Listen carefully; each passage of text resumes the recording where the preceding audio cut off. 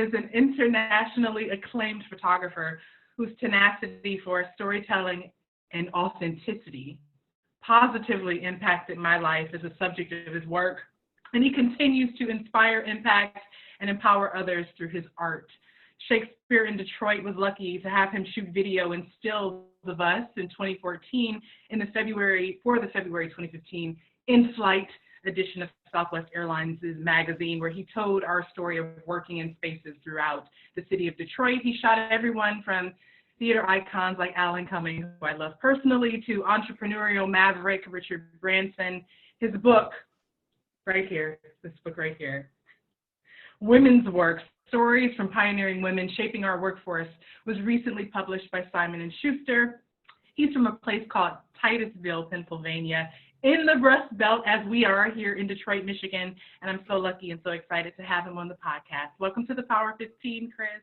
Oh, Sam, thanks for having me. That was a wonderful introduction. I'll take it. Thank you. Well, in the author's note for Women's Work, you mentioned that your mantra growing up was to just keep working. Yeah. Just keep working. And I think that's a perfect mantra for all of us during this pandemic. Use what you have right now to continue to create and make work DIY. How has that mantra and that sort of work ethic impacted your life's work, and how do you think it will help you carry forward after COVID-19? Yeah, I think that what you're speaking to, keep working, it had to be drilled into my head as a kid. The strangest, I grew up in essentially the woods. It wasn't a farm, but we had a lot of plants and a lot of trees and a lot of, just kind of not working the land in the sense of big farming or anything like that. But we spent a lot of time outdoors and growing our own food. And I remember specifically just spending days with my parents, both my parents, in the gardens, picking rocks. So like every year you'd plow the garden, and our gardens were about, combined, it was like a third of an acre.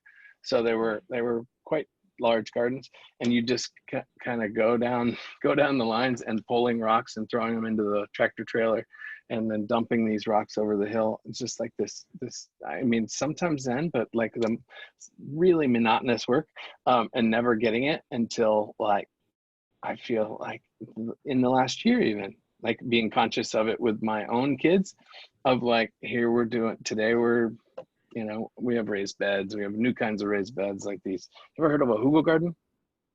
No. A hugel garden. It's like, it's a Northern European farming style for gardening, where you dig into the clay, which is so hard for plants to grow in, and you dump organic matter that's dried or kind of rotten or punky, and it becomes this huge sponge that's full of goodness and compost. Kind of like a compost pile. Yeah. It's like a compost pile, but it sits under. Like you plant into this, like you put dirt over top and you plant in, and it becomes like, you're not having to, water with whatever, water you're attached to or whatever. And it kind of just holds water well. And I don't know, it's very sustainable. And I wanted to try it this year, but digging 3-foot trenches for 18 feet was like kind of brutal. But, I had both of our kids out there. My daughter's 5, my son is 7. And we had rented an excavator, and they're both running the excavator, and just like engaging them and showing them kind of how we work all the time is something I'm going to pass forward to them. I was going to say that's their inheritance. It's kind of their inheritance. Mm-hmm. Yeah, that's really cool.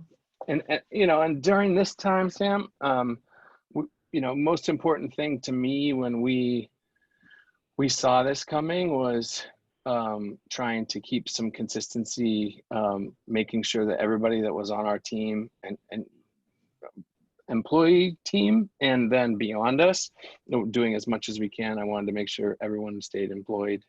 I wanted to make sure that we could give a little extra help to some people that are really, I consider, on our team, but our accountant and bookkeeper, and some of the art department vendors that have always been great to us, our video editor, and just like kind of trying to just keep us moving and keep us together. has been really important. And we've been doing some strange things that I think hopefully will come to fruition with all this virtual. I feel like we're all going to be seeking some consistency and some, you know, not to be, not about sameness, but just we like routine, I think. And I think it's okay. So the virtual, we're leaning into a lot, and we have come up with a system for virtual shoots that are 100% contactless. So essentially, yeah, it's like in a classic shoot, which we have done together, obviously. You'd see me and maybe one or two people working with me. Sometimes we'll have hair and makeup or wardrobe or what, you know, but it's a team. And then you're photographing someone or a group of people, and it's a team. And, you know, what we do is historically, even for the smaller shoots, you're gathering people and you're gathering people close, you know? Right.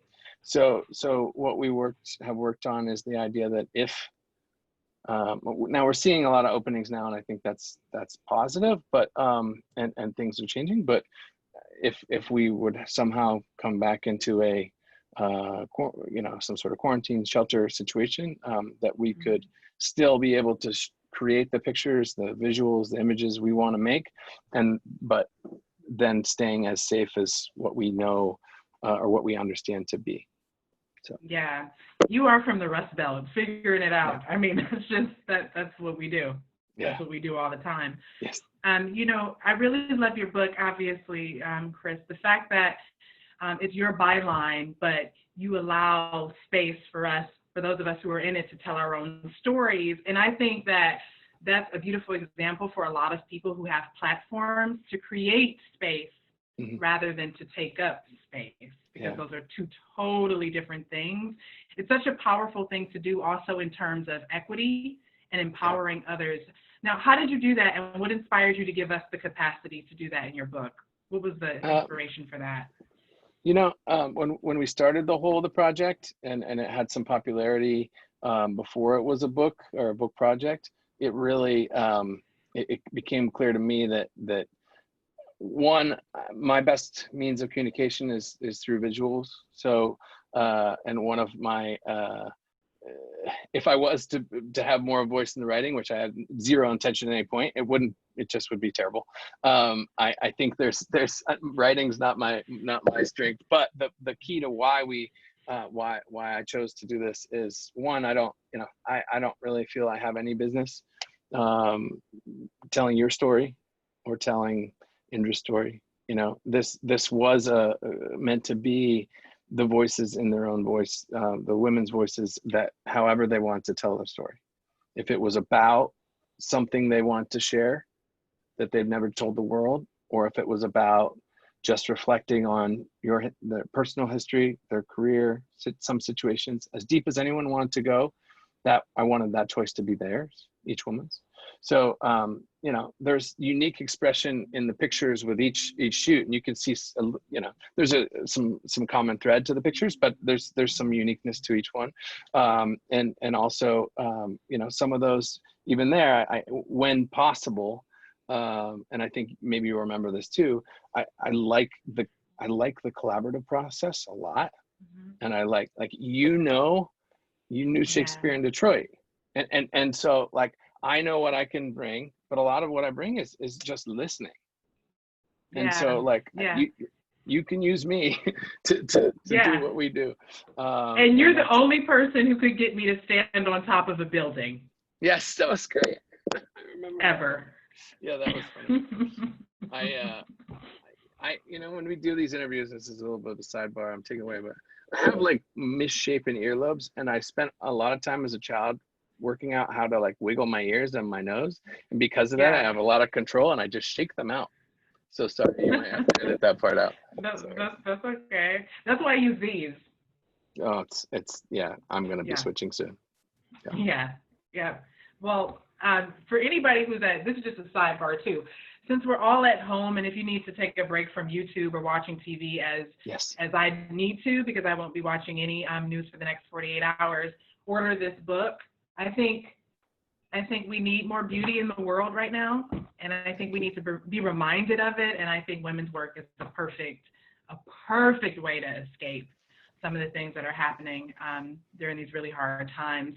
We're seeing some prime examples, Cris, of and this question is totally biased, but true at the same time. We're seeing some great examples of how giving women the space to lead can result in much success, such as the example of the Prime Minister in New Zealand, who I love, who's been able to successfully manage the coronavirus.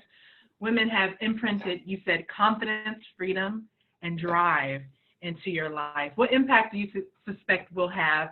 What are your suspicions about our impact post-COVID-19? The Prime Minister of New Zealand has been absolutely incredible, and just a really balanced voice that has been.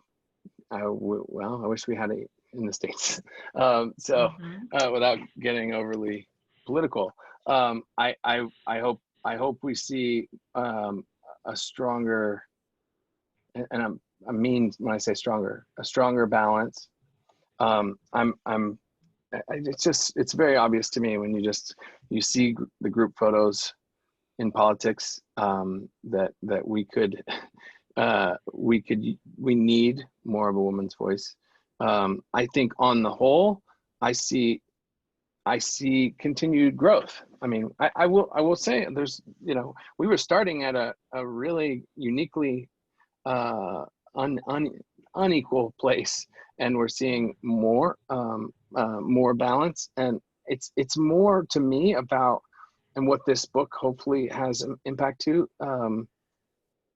like getting it, like not putting up this crocodile brain reaction to this and many other inequalities. Like you need balanced voices. We're in this together. All of it, the good things, the bad things.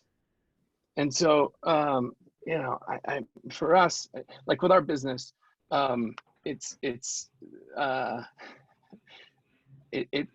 we're quite balanced. I think I'm like with it be, my former agent, we've decided to bring everything in house, and that's our internal team with Jackie and Robert and Mike and myself.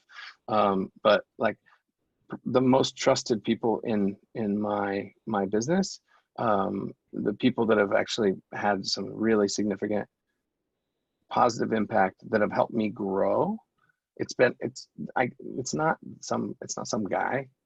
It's like, I don't know what it is. Maybe I had such a great relationship with my mother that I'm seeking the perspective.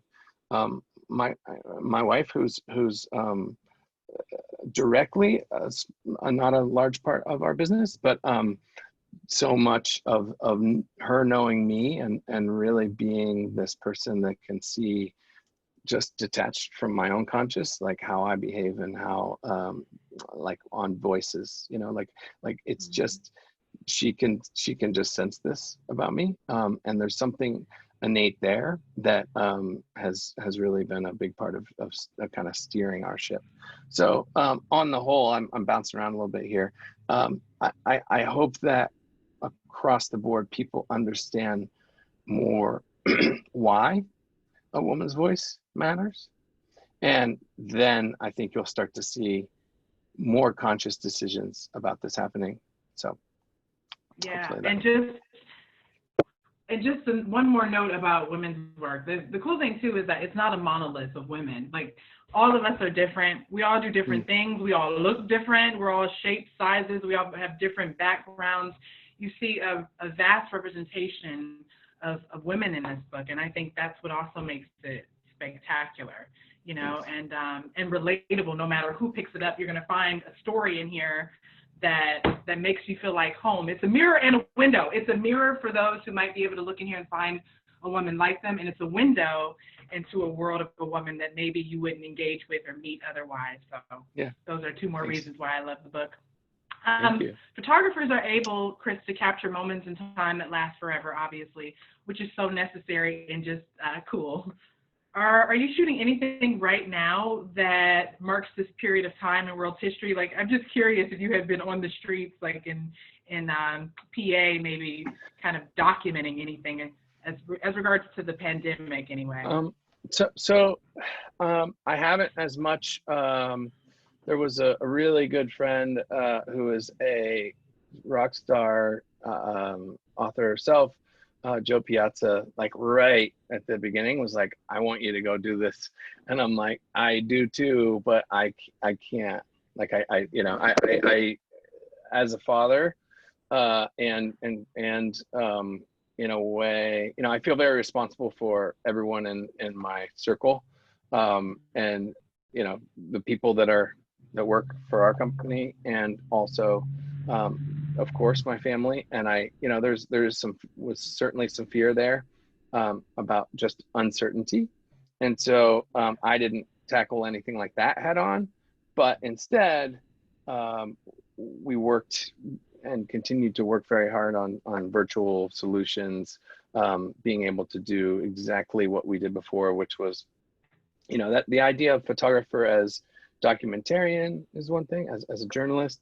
A lot of what I shoot, we're really planning for the pictures and producing the pictures and building together and bigger, kind of bigger production. And so with that, really wanting to find the absolute safest way, if COVID is solved and gone and rid from the world in a month, I'll be so happy. But if it's not, let's find ways that we can communicate and produce and employ as many people as we did before. Like a lot of the get-go of in our, personally in photography, stills industry, was like, and video too, like here's stock footage, right? You'd see like a lot of stock footage, and you'd see like some solutions that I think are good, like of create and place. And so you're photographing your own family, but obviously that's limited when you're trying to produce on a whole. So we've been focusing on virtual shoot production, and believe it's a really great solution, regardless if maybe everything is changed soon. But until there's complete certainty about safety, we want to have something that people can kind of lean into and lean on if they don't feel safe coming to our shoots or our productions. So. That makes sense. Well, this is my favorite question of them all. What's bringing you joy right now, today? Today, what's bringing me joy? I just, I have a really, I prioritize time like this, and trying to balance that time with our Zoom time, our meeting time, and getting outside time. We just like I talked about gardening at the beginning, being outside, like I'm totally into everything that we grow, and feeling like getting the sun time is good, and spending that time with my kids and my family, taking the time. I don't know, I think trying to achieve the balance is joy, and then it gives each part a really good feedback personally. So I have not spent as much time on Netflix or YouTube or anything like that, and just trying to share has been really wonderful. So yeah, well, I just want to conclude with this in case people don't know. The reason why I started this podcast was because I wanted to collect a series of interviews with people who have changed the trajectory of my life in some capacity. And Cris is one of those people.